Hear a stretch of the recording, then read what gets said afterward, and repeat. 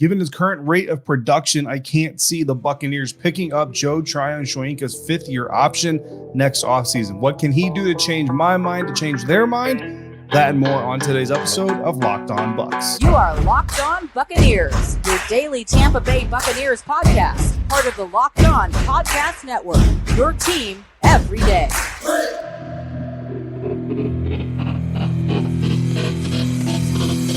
What's up and welcome to this Tuesday episode of Locked On Bucs, your daily podcast covering the Tampa Bay Buccaneers, part of the Locked On Podcast Network, your team every day. Thank you so much for making Locked On Bucs your first listen of the day every day. Don't forget, you can subscribe for free on YouTube or wherever you get your podcasts, and you can follow me on Twitter because I am your host, David Harrison, on Twitter at dharrison82, credential member of the media covering the Tampa Bay Buccaneers, staff writer for BucsGameDay.com. Sports Illustrated's fan nation site covering the Tampa Bay Buccaneers. And Locked On Bucs is here with you 3 times a week leading up to training camp, usually Monday, Wednesday, Friday.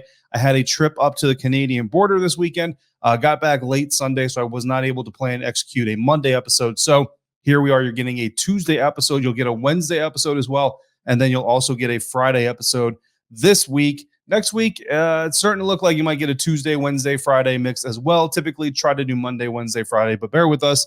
This is the dead period. This is the time these scheduling things tend to happen. On today's episode of Locked On Bucs, so we're examining further the potential for the Buccaneers to add a free agent running back, and we're going to identify some expiring contracts that may or may not be back in 2024. But first, we're going to start with a decision that will technically be made after the signings are done that we're going to talk about. The contracts are going to be decided that we're talking about. But the decision on whether or not to pick up Joe Tryon-Shoyinka's fifth-year option will likely be made, even though it won't be public knowledge, prior to these contracts being done, because it's a lot of money they are talking about from a salary cap perspective. So in order to balance your checkbook, you need to know if your big purchases are going to come or if they're not going to come. The fifth-year option every single year, certainly a big contract, a big part of the salary cap situation. We'll get into that here in just a little bit, but we're going to start our conversation today with Joe Tryon-Shoyinka's fifth-year option. The 2021 NFL draft class is the next draft class to get their options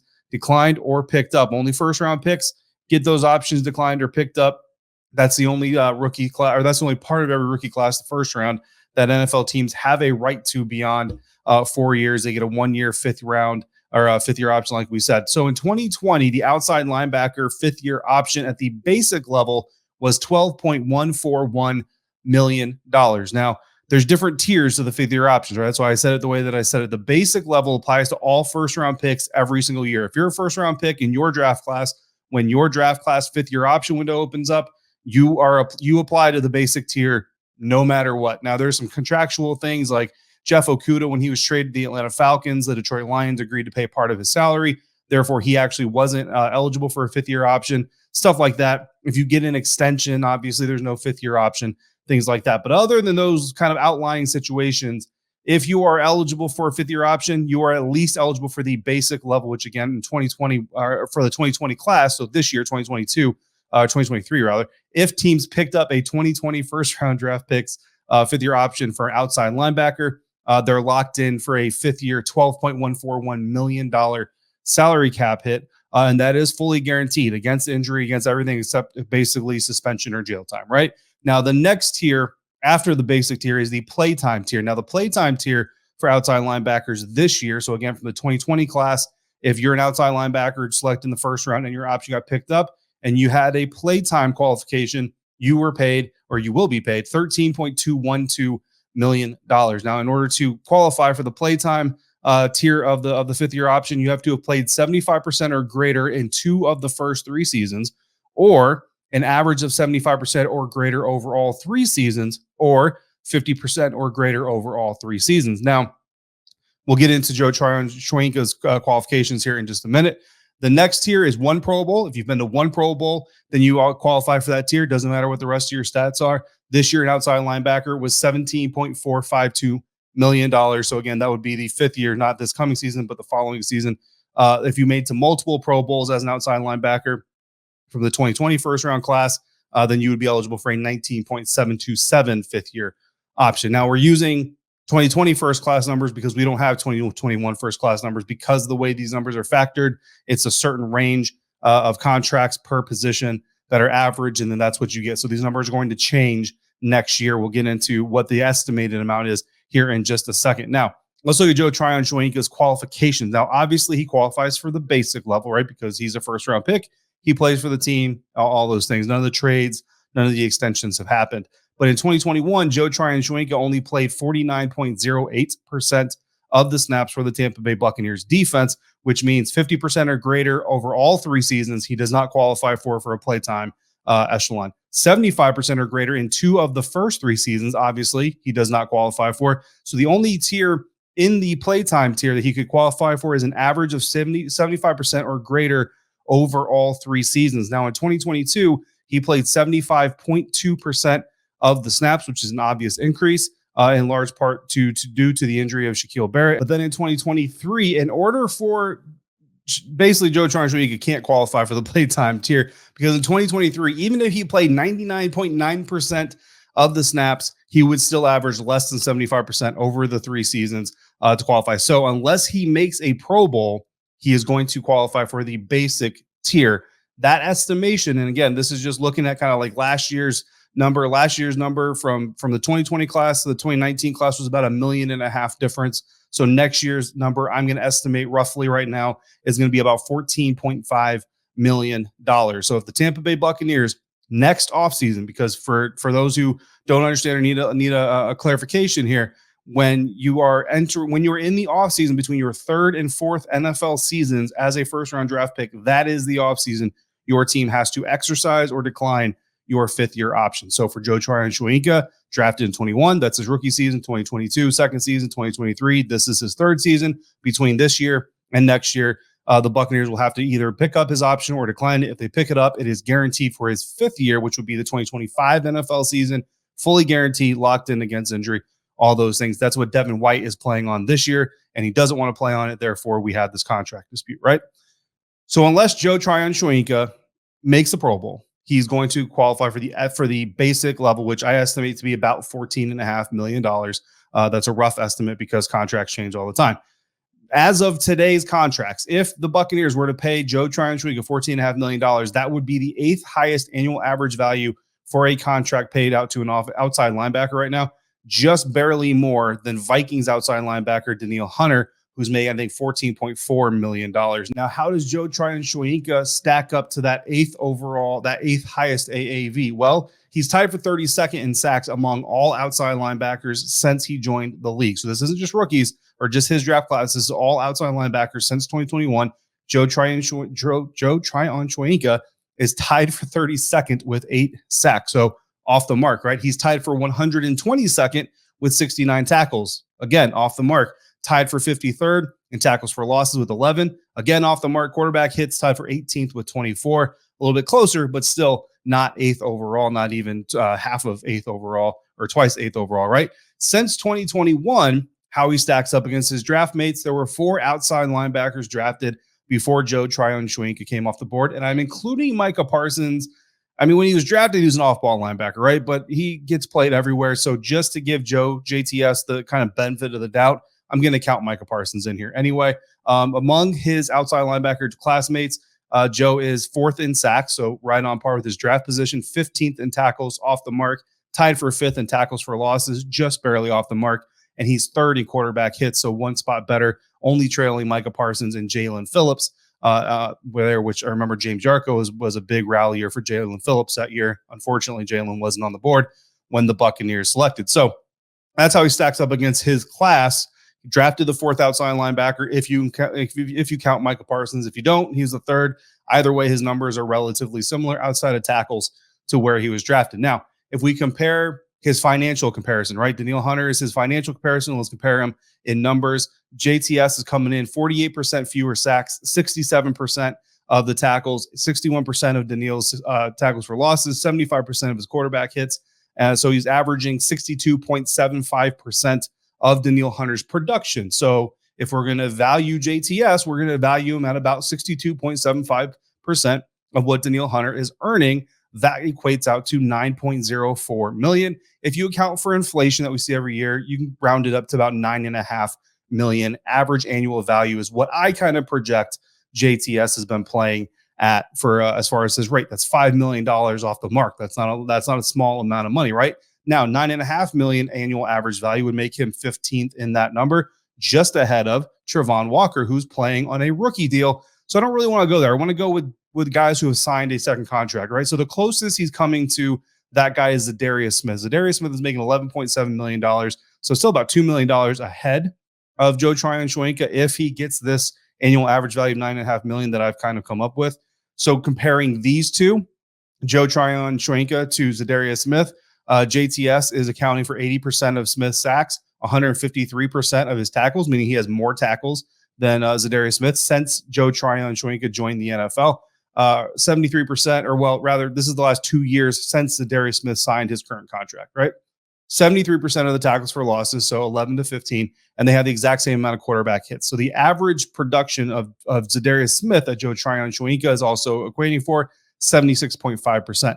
So if Joe Tryon-Shoyinka makes 76.5% of what Zadarius Smith is making, that comes out to $8.96 million, which is a lot closer than our 9.5 million evaluation. So the numbers match, the stats are fairly even. And again, you account for the inflation for the young guy. $9.5 million annual average value seems to be a fair mark for where Joe Tryon-Shoyinka is performing as an outside linebacker since he entered the NFL. That's $5 million, again, below the fifth-year option value at base level. So right now, Joe Tryon-Shoyinka, if you're the Buccaneers, you're needing to see about $5 million worth of production increase in order to justify picking up that fifth-year option. That's how I see it. Now, of course, that number can fluctuate given his performance in 2023. Maybe he becomes a Pro Bowler, but that shows you just how much he really has to improve in this coming season. Joe Tryon-Shoyinka's contract is not expiring. But if you look at those numbers and you think about that, we're about $5 million off the mark from what he's going to get if you pick up his fifth-year option. Right now, I don't see them picking up Joe Tryon-Shoyinka's fifth-year option. So this is a big season for him, not just because it's his third year in the NFL, but because he needs to prove to this team that he's worth what Devin White doesn't want to play on, and that is a fifth-year option. But there are some Buccaneers who are playing this season on an expiring contract. We're going to start with some of those guys coming up next on today's episode of Locked On Bucs, part of the Locked On Podcast Network, your team every day. And today's episode of Locked On Bucs is brought to you by FanDuel. Baseball season is in full swing, and there's no better place to get in on the action than at FanDuel, America's #1 sportsbook, because right now new customers can get a no-sweat first bet up to $1,000. That's up to $1,000 back in bonus bets if your first bet doesn't win. Just go to FanDuel.com/lockedon to join today. The Tampa Bay Rays are favorites right now to win the AL East, the American League pennant, and they have the second best odds to win the World Series. But if you're looking to stick with the Bucs, Tampa Bay is currently 6.5-point underdogs to open the season in Minnesota against the Vikings. But if your team Minnesota Fraud Kings like I am, then you want to take those -110 odds where a $100 bet today will win you $90.91 if the Bucs pull off an opening week upset. So you put up $100, it's $190.91 back to you if the Bucs win. If you use this as your first bet, if you lose, you get $100 in bonus bets back to play with other wagers. So don't miss your chance to snag a no-sweat first bet up to $1,000 when you join FanDuel today. Just go to FanDuel.com/lockedon to sign up. FanDuel, official partner of Major League Baseball.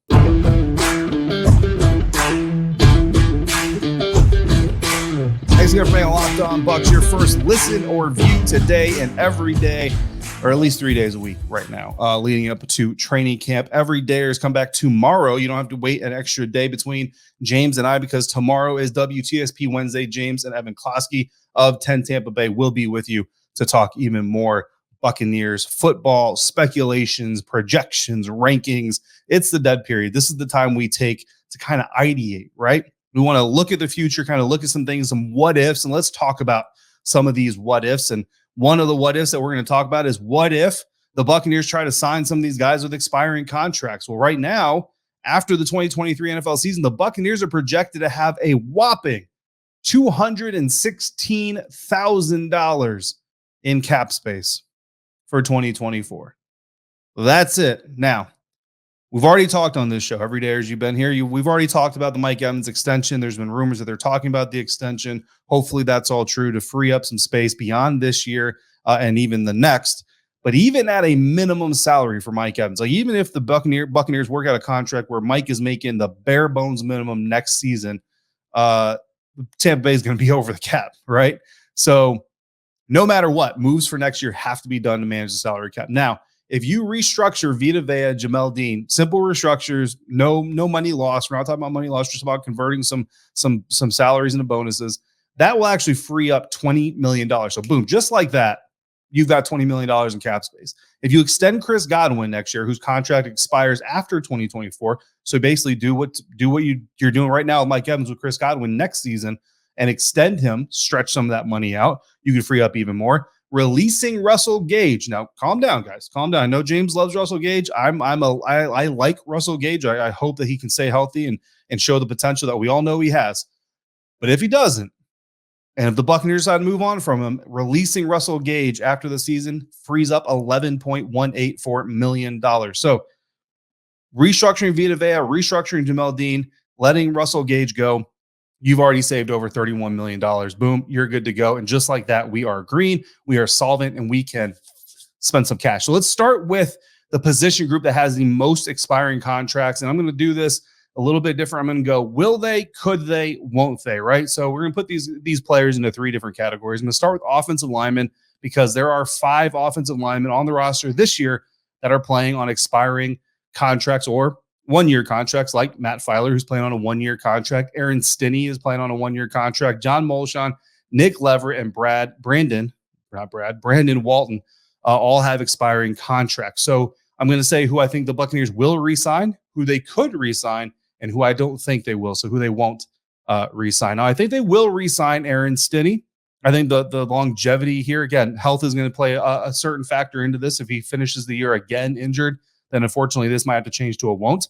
But I think what he's shown that he can bring in and the fact that he's not this superstar lineman that's going to demand a whole ton of money, I think that Aaron Stinney stays around. Nick Leverett, I think they keep him around. For one, he's a restricted free agent, so they can tender him and that kind of handcuffs negotiations a little bit. Brandon Walton is an exclusive rights free agent. John Molchon is exclusive rights free agent. So there's really no reason not to bring those guys back. They could re-sign Matt Filer. Right now, look, there's just not a lot we can take from OTAs and mini camps and all these things. We need to see pads. We need to see contact. So we'll draw more from the preseason than we do right now. But so I'm just going to put him in the could category right now because I can't say definitively that they will. But you also can't dog on the guy and say they won't. If you're counting at home, that's 5 guys. There's 5 free agents. So nobody is in the won't category. I think really that's just indicative of the offensive line group, man. If you've got offensive linemen that are serviceable in the National Football League, you want to try to hold on to them. So we got 4 guys in the will, 1 guy in the could, and nobody in the won't. And again, Matt Filer, just because we don't have a whole lot of to work with as far as evaluation is concerned. Defensive line, second most guys that are on expiring contracts: Patrick O'Connor, Greg Gaines, Dedrick Sanat, and CJ Brewer, all playing on expiring contracts this season. I think they will re-sign Greg Gaines, and I think they will re-sign CJ Brewer. CJ Brewer is an exclusive rights free agent. But hold up. I just put Greg Gaines in the will resign category after I put Matt Filer in the could category. And here's what I will tell you. Here's why. Because defensive linemen, yes, you work as a unit and you got to work together and all that stuff, but you're not quite as intertwined as the offensive lineman. Right? Like Matt Filer, you watch the tape, you see some things about him, you know he's a good, solid offensive lineman. But is he going to blend with this group? That is a complete unknown. Greg Gaines, you can take that extra step of confidence. I think Greg Gaines is going to work out. I have confidence in that match. So I believe Greg Gaines will stick around here. Could re-sign Patrick O'Connor. Certainly could be re-signed. Dedrick Sanat again also could be re-signed. We're 4 for 4 here, which means I've got nobody in the won't. There's none of these guys that I look at. I would probably put CJ Brewer in there, but again, exclusive rights free agent. Re-sign just means he comes back for training camp. Doesn't mean he's going to get a roster spot. So I think you see CJ Brewer around again next year for the Tampa Bay Buccaneers. I'm going to kill the position groups. I'm going to go just with other guys. I picked out 4 guys on expiring contracts because we need to talk about these names, right? We're talking Devin White. We're talking Lavonte David. We're talking Antoine Winfield Jr. And we're talking running back Ke'Shawn Vaughn. And now I've got a guy. Not only do I have 1 guy, I've got 2 guys in the won't category. I want you to take a second. I'm going to literally, you don't even have to pause it. I'm going to give you a 3 count. And I want you to take a second to figure out who you think is going to be the 2 guys that I put in the won't category. In fact, I'm going to give you our segment break music to give you time to pick two names, guys. We got Antoine Winfield Jr., Ke'Shawn Vaughn, Devin White, Lavonte David. Two of them are in the won't category. Tell me who your two are. I'll be right back after this.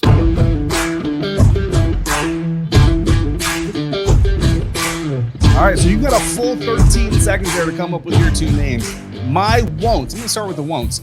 Running back Ke'Shawn Vaughn, which I'm pretty sure some of you guys put in there. And linebacker Lavonte David. I think those two guys are not getting re-signed by the Tampa Bay Buccaneers after the season. But before you come and kill me, before you tell James to fire me off my own show, I think Lavonte's retiring. I think this is Lavonte's swan song. So if you had never seen Lavonte David play in real life and you were a Buccaneers fan and you have the opportunity to go do so this season, take it. Take the opportunity. Preseason, I don't care. If you've never seen Lavonte David in person, I think as a Buccaneers fan, you are doing yourself a great disservice if you have not seen Lavonte David play in person. Find a way. If you can find a way, if you have the means, if they're playing a road game 3 hours away from your house, make the drive, get the hotel, save the money. You're going to appreciate it. Trust me, you want to see Lavonte David play in person. So this is not a negative by any means towards Lavonte, but maybe it's bad pizza that I ate earlier or something. But my gut tells me Lavonte David is retiring after the season. Ke'Shawn Vaughn, look, I just haven't seen enough. The way the running back market is, the way that there's always guys. I mean, we're talking about Dalvin Cook. We're talking about who's the other guy, Kareem Hunt right now. Like we're talking about free agents right now that are on the board that, I mean, they can do stuff. You know what I mean? They're proven guys. Ezekiel Elliott is still out there. So Ke'Shawn Vaughn, there's no reason to pay any sort of inflated price. Now, if Keyshawn's willing to come back, like bare minimum, team friendly deal, okay, maybe he sticks around. But from a performance value standpoint, as of right now, unless Ke'Shawn shows something that he hasn't shown yet, I don't see it happening. Could re-sign Devin White, right? Devin White's got to be the could re-sign guy. I mean, look, we know he's got flaws. We know he's got issues. The drama is annoying, all this other stuff. But could there be a future where the Buccaneers and Devin White work something out? Certainly, there obviously could be. And you can't let Antoine Winfield Jr. walk out the door. Some other expiring contracts we didn't talk about currently here, but we will get to at some point in time. D. Delaney, cornerback, and Anthony Chesley. D is a restricted free agent, so most likely not going anywhere. Kickers Chase McLaughlin and Rodrigo Blankenship. Rodrigo Blankenship's a restricted free agent. Linebacker Cam Gill is a restricted free agent. Long snapper Zach Triner, quarterbacks Baker Mayfield and John Wolford, running back Chase Edmonds, safety Ryan Neal, tight end David Wells, an exclusive rights free agent, and wide receivers David Moore and Devin Tompkins. Devin Tompkins also an exclusive rights free agent. If they're an exclusive rights free agent, I'm pretty much booking them to be back for next training camp. We got a question in about free agent running backs. Speaking of free agent running backs, so we're going to dive into that next on today's episode of Locked On Bucs.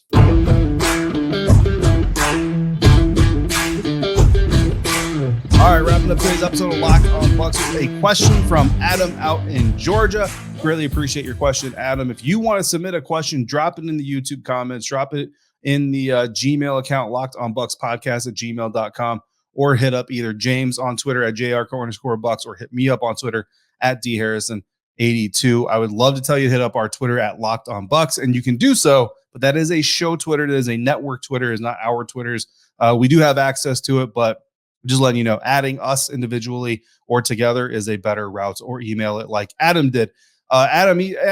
Adam sent us an email, said, if the Bucs aren't able to get Dalvin Cook, what do you guys think about James Robinson to come in and be possibly either a third down back or just split with Rachaad White? Always good to listen. You guys have a fantastic day. Go Bucs. Thank you, Adam. Go Bucs to you. I hope you have a fantastic day, weekend, 4th of July holiday coming up. I hope you celebrate in your way and have a blast. Now in 2020 and 2021 with the Jacksonville Jaguars, James Robinson came into the NFL. Head coach Doug Marrone at the time was the coach that gave the undrafted free agent the opportunity to succeed.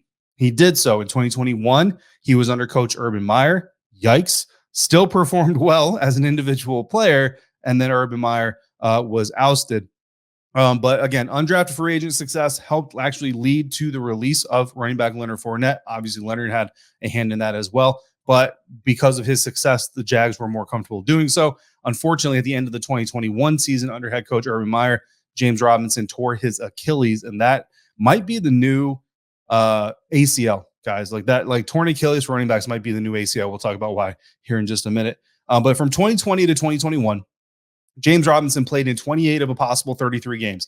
carried the ball 404 times, rushed for 1,837 yards from scrimmage. That's 4.55 yards per carry. Pretty solid.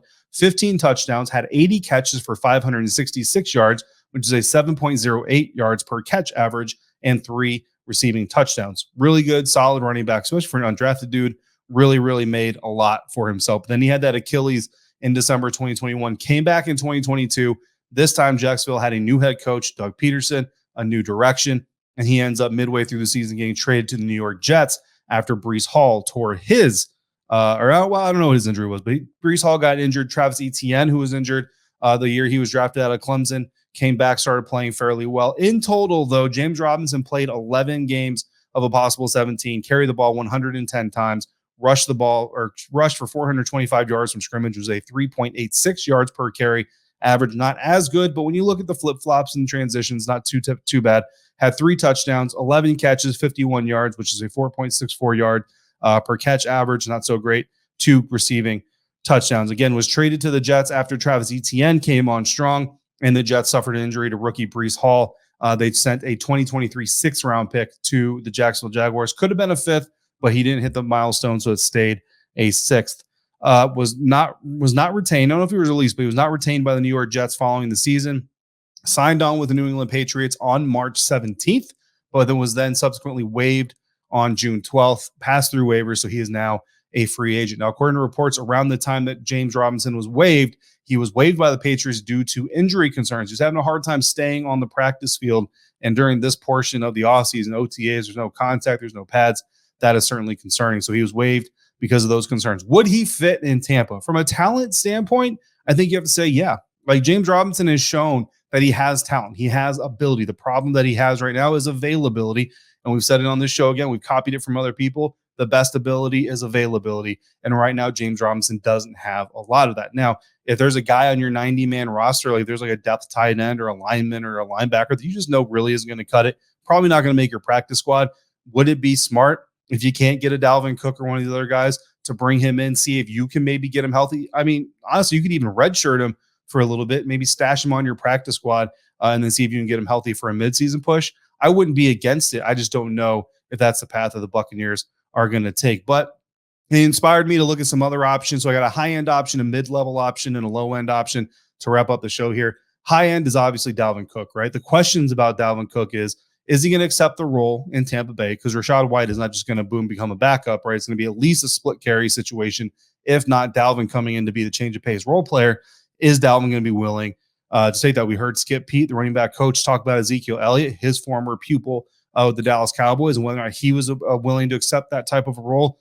If Zeke's not willing to accept that role, it's not going to work in Tampa. If Dalvin's not willing to do it, it's not going to work in Tampa.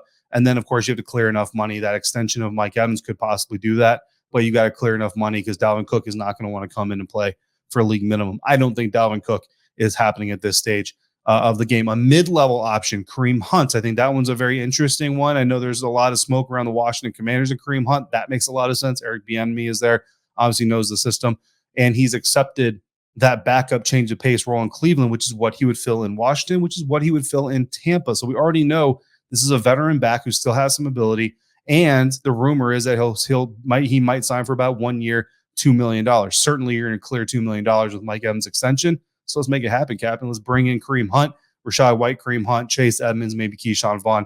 You mix them in there. Low end, Marlon Mack. And if you're an everydayer, if you're an every yearer, if you've been here for a while, you know this is a pro Marlon Mack podcast. Unfortunately, injuries have gotten the best of him. But look, this kid, 2018, 2019, burst on the scene, 1,999 rushing yards between those 2 seasons as an underrated running back in our eyes. We were jockeying for him. I know Bailey Adams was rallying for him. Tore his Achilles week 1 of 2020. So he tore his Achilles. James Robinson tore his Achilles. I mean, like I said, tearing your Achilles might be the new ACL, guys. ACLs used to be career killers, and it's possible that torn Achilles are the new ACL. Since then, really haven't heard a lot from Marlon Mack. 24 touches for 183 yards, 2 touchdowns in 2022, and that's total touches, catches, and rushes. But the fact of the matter is 24 touches for 183 yards.